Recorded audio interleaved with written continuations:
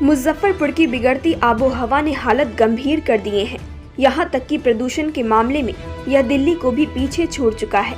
शहर में चल रहे निर्माण कार्य, सड़क और नाले की खुदाई और बड़े बड़े भवनों का निर्माण प्रदूषण का मुख्य कारण बन गए हैं।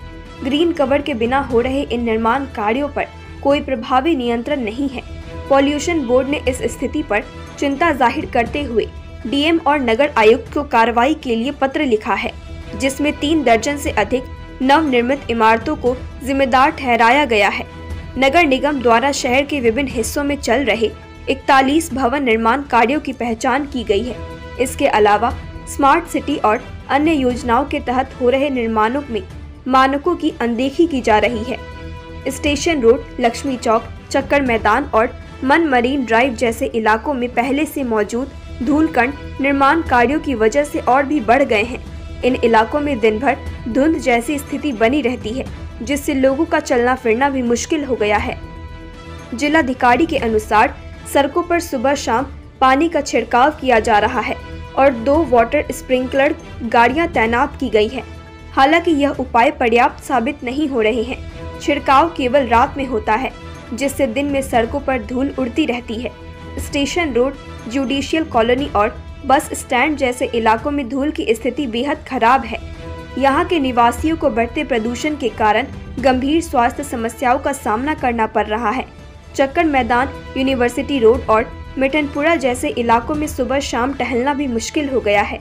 ठंड के मौसम में प्रदूषण और बढ़ गया है, लेकिन नगर निगम और अन्य विभाग इसे रोकने में नाकाम नजर आ रहे हैं।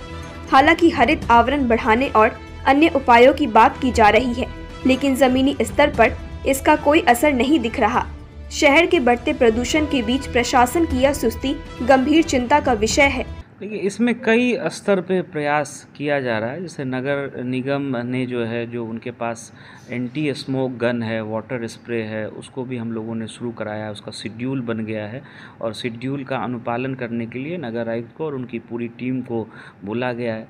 इसके अलावा किसी तरह का फसल अवशेष ना जलाया जाए, इस संबंध में भी बैठकें हुई हैं। कृषि विभाग के पदाधिकारियों को, अंचल अधिकारी, अनुमंडल पदाधिकारी, सभी लोगों को बोला गया है कि कोई भी किसान फसल अवशेष ना जलाए, इसका ध्यान रखे, क्योंकि ये उनके खेती के लिए भी अच्छा नहीं है। इससे मृदा की उर्वरा शक्ति भी घटती है और पर्यावरण प्रदूषण भी वो भी फैलता है। लेकिन अच्छी बात है कि इस ज़िले में अभी तक कहीं से भी फसल अवशेष को जलाने की रिपोर्ट अभी तक आज की तिथि तक नहीं आई है। तो ये अच्छी बात है। इसके लिए हमारे सभी किसान बंधु बधाई के भी पात्र हैं।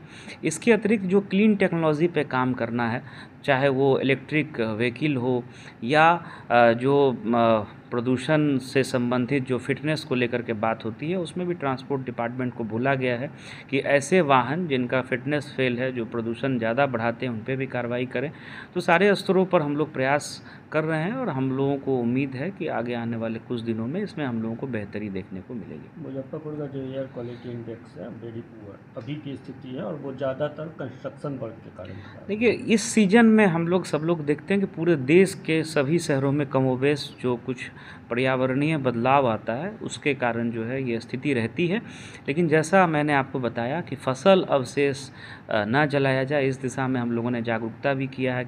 HS होलसेल बाजार, कपड़ों का होलसेल बाजार। जिला परिषद मार्केट, इमली चट्टी रोड, मुजफ्फरपुर में दूल्हा दुल्हन के वैवाहिक कपड़ों की संपूर्ण रेंज मिलेंगी। हल्दी स्पेशल पीली साड़ियाँ, मेहंदी की साड़ी, विदाई की साड़ियाँ, बनारसी सिल्क साड़ी, कांजीवरम सिल्क साड़ियाँ, शिफॉन जॉर्जेट साड़ी, डोला सिल्क कॉटन की साड़ियाँ। HS होलसेल बाजार, कपड़ों का होलसेल बाजार।